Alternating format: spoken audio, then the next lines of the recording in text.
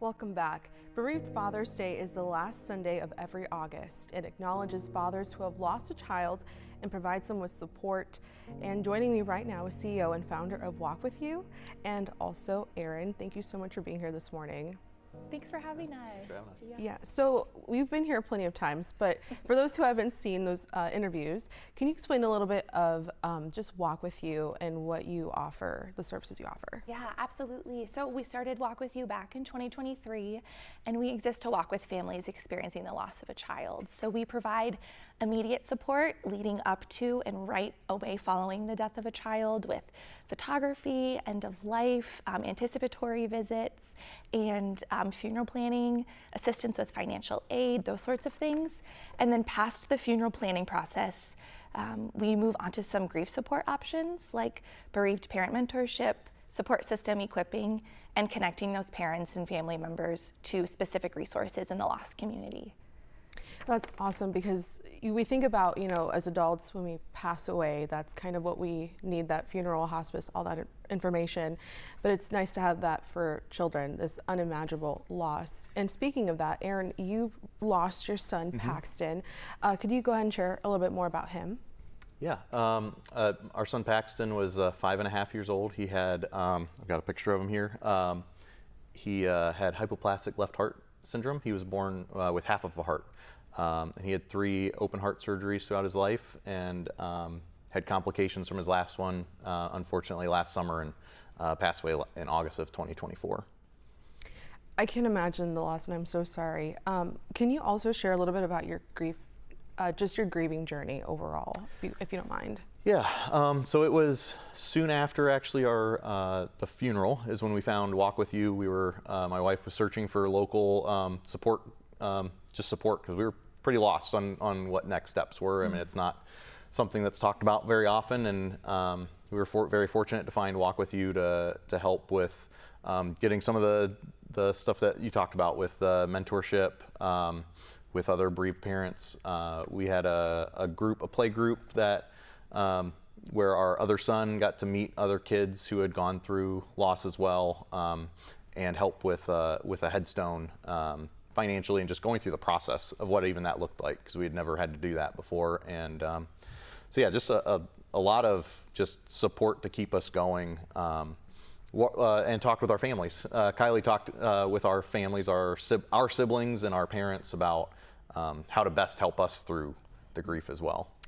You can obviously tell the support that you put in, Kylie, behind this wonderful organization. Just talk about what other feedback you've received from other families who've also used your Walk With You. Yeah, that's a great question. I think families don't know what they don't know when they're going through the unexpected loss of a child, and nobody wants to be there, nobody plans to be there. And so when, as a parent, you find yourselves in that situation, you're floundering, you don't know what to do. And there's a lot of people in your life that, you might be really willing to help and want to help, but they don't know what to do or what to say. And so for families to have that organized support from Walk With You from the get-go, to really walk them through step by step, here are some things to look for in a funeral home. Here are some questions they're going to ask you.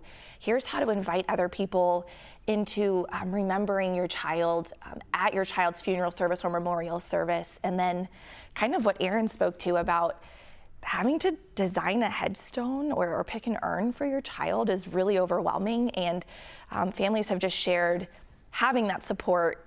Now looking back, they're so grateful that they had that photography, or that they had someone really helping them make those decisions, because now they can look back with fondness over some of those last things that people get to do for their child, like planning a service.